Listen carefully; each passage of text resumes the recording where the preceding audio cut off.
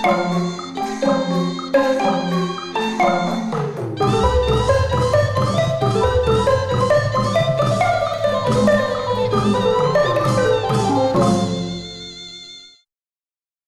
္ဂလာပါပတ်စင်တင်ဆက်ပေးနေတဲ့ဗမာတိုင်းသားတန် Friday Grind Season ကနေပြန်လည်ကြိုဆိုပါရစေဒီ season ကတော့မြန်မာနိုင်ငံတွင်းမှာဖြစ်ပွားခဲ့တဲ့မှုခင်းသတင်းတွေကသတင်းချုပ်ကိုကောက်နှုတ်တင်ဆက်ပေးတဲ့ season ပဲဖြစ်ပါတယ်ကျွန်တော်ပထမအဆုံးပြောပြခြင်းတဲ့သတင်းကတော့ပြည်မြို့မှာအသက်12နှစ်အရွယ်ကလေးငယ်ကိုဖုံးခိုးတယ်ဆိုပြီးယာယီမှုနဲ့မိသက်တပ်ဖွဲ့ဝင်တွေဝိုင်းရိုက်လိုက်လို့တေဆုံးသွားတဲ့ဆိုတဲ့သတင်းဖြစ်ပါတယ်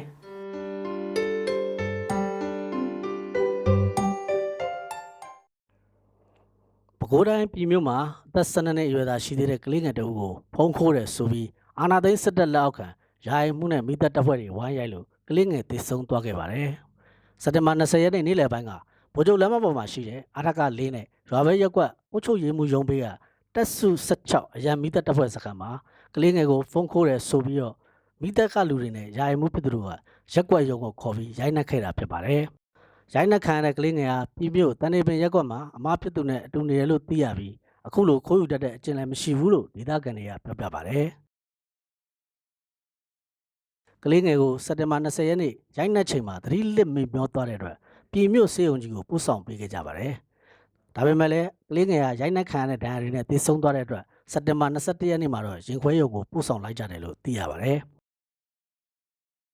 ဝိုင်းဝန်းရိုက်နှက်ခဲ့တဲ့ယာယီမှုနဲ့မိသက်တပ်ဖွဲ့ကအမဖြစ်သူကိုနင်နာကြေးပေးဖို့ညှိနှိုင်းနေစဉ်ကလေးငယ်တေဆုံးသွားတဲ့အတွက်လက်ရှိချိန်မှာတော့ရိုက်နှက်ခဲ့သူအကုန်လုံးကိုရဲစခန်းမှာဖမ်းဆီးထားတယ်လို့ဒေသခံတို့ကပြောပြပါတယ်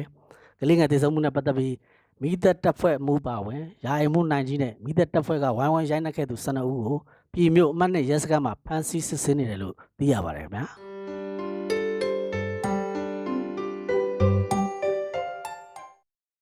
ကျွန်တော်တင်ဆက်ပေးမယ့်နောက်တစ်ပုဒ်ကတော့သင်္ကန်းဝတ်ပြီးတော့လူနေအိမ်မှာနေထိုင်တဲ့ဖုန်းကြီးတူတွေကိုသက်ဆိုင်ရာဌာနကဖမ်းပြီးလူဝယ်လဲပေးတယ်ဆိုတဲ့သတင်းဖြစ်ပါတယ်ရန်ကုန်တိုင်းဒဂုံမြို့သစ်တောင်ပိုင်းမြို့နယ်အမှတ်106ရပ်ကွက်အတွင်းမှာသင်္ကန်းဝတ်ဆင်ပြီးလူနေအိမ်မှာမိသားစုနဲ့အတူနေထိုင်တဲ့အမျိုးသား2ဦးကိုဖမ်းဆီးပြီးလူဝယ်လဲခဲ့တယ်လို့သိရပါတယ်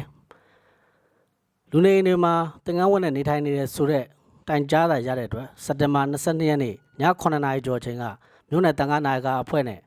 အာဏာသိမ်းစစ်တပ်လက်အောက်ခံအဖွဲ့တွေတွားရောက်ဖမ်းဆီးခဲ့တာဖြစ်တယ်လို့ရက်ကွက်နေပြည်သူတို့ကပြောပြပါတယ်။ဒဂုံမြို့သစ်တောင်ပိုင်း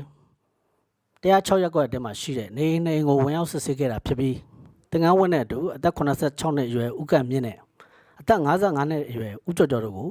နေအိမ်မှာဖမ်းဆီးရမိခဲ့တာဖြစ်ပါတယ်။သူတို့စစ်ဆေးမေးမြန်းရမှာတော့နေအိမ်မှာမိသားစုတွေနဲ့အတူနေထိုင်ပြီးတော့သင်္ကန်းဝတ်နဲ့အလူကန်စားတောက်တယ်လို့ဖတ်ဆိုဝန်ခံခဲ့တဲ့အတွက်လူဝယ်လဲစီပြီးသာသနာတော်ညှို့တန်းစေမှုနဲ့အမှုဖွင့်ရေးယူထားတယ်လို့သိရပါတယ်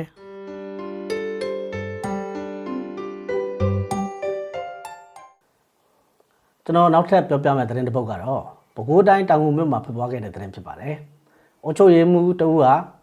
လွတ်တော်ကိုယ်စားလှယ်လောင်းတယောက်ကိုထောက်ခံစာလိုချင်ဘီယာဆိုင်လာယူဆိုပြီးတော့ပြောဆိုခဲ့ပါတယ်။ဒီဗီဒီယိုဖိုင်ကလည်းလူမှုကွန်ရက်မှာအတော်ပြန့်နှံ့ခဲ့ပါတယ်။ဒီကိုယ်စားလှယ်ကတော့မကျေနပ်တဲ့အတွက်အုပ်ချုပ်ရေးမှူးကိုလွတ်တော်တိုင်ထားတဲ့အတွက်ဖမ်းဆီးရေးယူထားတယ်လို့လည်းသိရပါတယ်။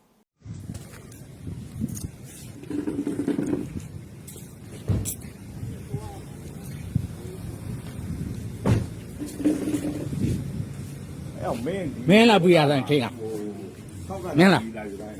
ကိုယ်စရလောင်းပြရဆိုင်ချင်းနဲ့မင်းလားအရက်ဆိုင်ချင်းနဲ့မင်းလားအဲ့ကိုယ်စရလောင်းနေမင်းမသိဘူးလားအဲ့ဟိုကောင်းတယ်နော်ကိုယ်စရလောင်းရှောက်ဖို့ဆိုတော့ထောက်ခါတာတာမဟုတ်လားကိုယ်စရလောင်းရှောက်ဖို့ပြောတာလားအိမ်ပြောင်းလို့ပြောတာအိမ်ပြောင်းလဲဆိုကိုယ်စရကဟိုဘက်ကိုပြောင်းသွားတာကိုယ်စရလောင်းပြောင်းတယ်ဆိုပြောင်းတယ်လို့ပြောနေ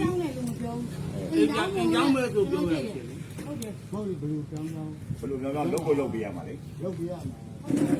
ကိုယ်စရလောင်းလုပ်မှာလို့ပြောပါတယ်အခုကနောက်ဆုံးမေးပြောအိမ်လောက်ပြောင်းမယ်အိမ်လောက်ပြောင်းမယ်ဆိုကျွန်တော်အုပ်ပေးလို့ပြောတာမင်းဒီဥစ္စာတာဝန်ချင်းလားကိုရုံးမှာကိုရုံးပြီးတော့ရုံးလာခဲ့တာရုံးမှာလုပ်ပေးမယ်ဆိုပြီး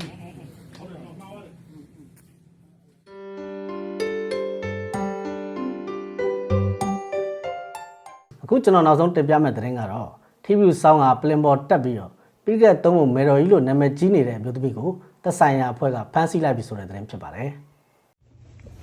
ဘာလို့မကားသေးရ မွန်ပြည်နယ်မူတုံမြို့နယ်မှာထီးပြူဆောင်မီပလင်ပေါ်တက်ထိုင်ကတရားဟောသူပိဋကတ်သုံးပုံမေတော်ကြီးကိုဖမ်းဆီးလိုက်ပြီလို့သိရပါတယ်။စက်တင်ဘာ20ရက်နေ့ညနေ4နာရီလောက်ကမြို့နယ်တန်ခါနာယကဆရာတော်တွေနဲ့လုံခြုံရေးအဖွဲ့ဝင်များကတရားဥပဒေနဲ့ညီဖမ်းဆီးထိန်းသိမ်းခဲ့တာဖြစ်တယ်လို့သိရပါတယ်။ ကားကားဘူးလား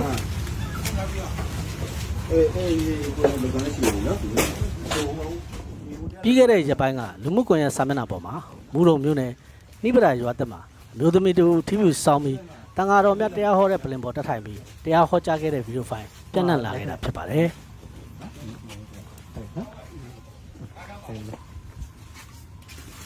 မရှိတယ်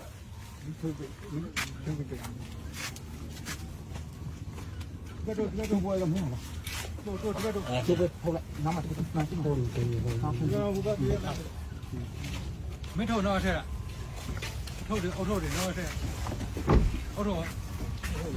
ရ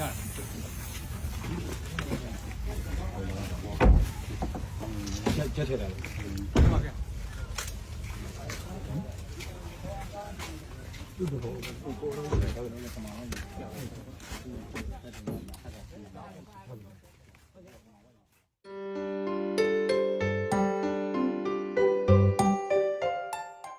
အခုကျွန်တော်တင်ဆက်ပေးသွားတဲ့သတင်းတွေကတော့မြန်မာနိုင်ငံအတွင်းမှာအခုတစ်ပတ်တွင်ဖြစ်ပွားခဲ့တဲ့မှုခင်းတွေကထူးထူးခြားခြားသတင်းလေးတွေကိုကျွန်တော်တင်ဆက်ပေးထားတာဖြစ်ပါတယ်ဒီ season ကိုကြည့်ရှုမယ်ဆိုရင်တော့ကျွန်တော်တို့ရဲ့ BEV ဗမာတိုင်းရင်းသားအတန်းရဲ့ YouTube Facebook Telegram နဲ့ TikTok channel တွေမှာဝင်ရောက်ကြည့်ရှုလို့ရပါတယ်အားလုံးကိုကျေးဇူးတင်ပါတယ်ကျွန်တော်ဖို့တော့ပါ